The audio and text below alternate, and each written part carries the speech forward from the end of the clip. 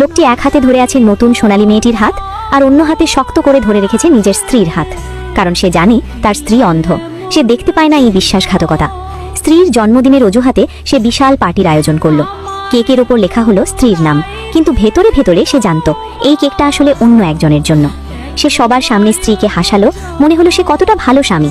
কিন্তু সে জানতো না 7 দিন আগেই স্ত্রী তার চোখের আলো ফিরে পেয়েছে। চোখে আলো ফিরে পাওয়ার প্রথম সুখবরটা সে সবার আগে জানিয়েছিল তার স্বামীকেই। হেসে বলেছিল, তুমি আমাকে জীবনের সবচেয়ে বড় সারপ্রাইজ দিয়েছো। কিন্তু স্ত্রী জানতো না এই আলো ফিরে পাওয়ার পেছনে একটা চিঠি ছিল, যেটা আসলে তার স্বামীকে বাঁচানোর জন্য লেখা। সে চাইলে সব ফাঁস করে দিতে পারত, কিন্তু সে করেনি। কারণ সে সিদ্ধান্ত নিয়েছিল এই 7 দিন সে তার স্বামীর আসল মুখটা দেখবে, পা দিয়ে মারবে তার ভণ্ড ভালোবাসা। নতুন মেয়েটার পাশে দাঁড়িয়ে দেখবে কতটা নিচে নামতে পারে একজন মানুষ। এই 7 দিনই হবে তার বিদায়ের পথ। আমার খুব পিপাসা লাগছে, এক গ্লাস পানি দাও। স্ত্রী ভাবতেও পারেনি তার চোখের সামনেই ওরা শুধু প্রেমে নয়, ওরা তাকে ব্যবহারও করছে। স্বামী আদরে ভরা অভিনয় চালিয়ে যাচ্ছিল, আর নতুন মেয়েটাকে খুশি করতে নিজের স্ত্রীকে বানিয়েছিল কাজের মানুষ। এক মুহূর্তে স্ত্রীর হাতে উঠে এলো ছুরি, সব শেষ করে দিতে ইচ্ছে করছিল। কিন্তু সে জানতো এই ধরনের মানুষ এভাবে মরার যোগ্য নয়। তাই সে গিলে ফেললো রাগ, চুপচাপ শুনল স্বামীর মিথ্যে কথা, চুপচাপ দেখলো নতুন মেয়ের নীরব প্রভোকেশন। 4 দিন কেটে গেল। খাওয়ার সময়ও নতুন মেয়েটা স্বামীর কোলে গিয়ে বসত, মাথা রাখতো তার পায়ে। স্বামী বলতো, আমি আমার স্ত্রীকেই ভালোবাসি, কিন্তু লোভ সামলাতে পারত না। নতুন মেয়েটা অন্ধ স্ত্রীর দিকে তাকিয়ে গর্বে ফুলে উঠত। রাতে সে ঘরে গিয়ে অপেক্ষা করত। স্বামী বলতো, আজ স্ত্রীর সঙ্গে খাবো। তারপরে যেত নতুন মেয়ের কাছে। মোবাইলে ভরে থাকতো নতুন মেয়ের আদুরে ছবি। স্ত্রীর মনে হতো এখান থেকে পালাতে পারলেই বাঁচে।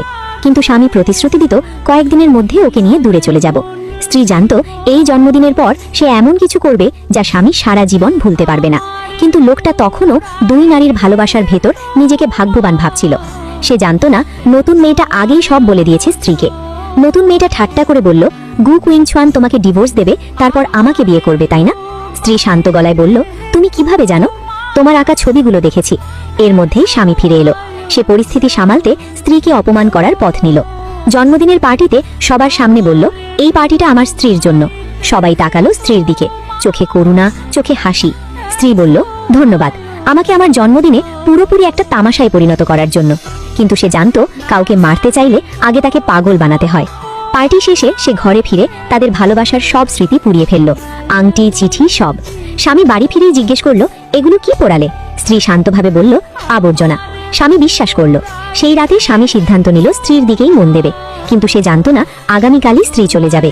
স্ত্রী বলল, চলো 2 দিন একসাথে থাকি। 4 ঘন্টা বাকি। ঠিক তখনই নতুন মেয়েটার ফোন। এক কলেই আমি তোমার স্বামীকে নিয়ে যেতে পারি। স্বামী প্রথমে ফোন ধরল না, কিন্তু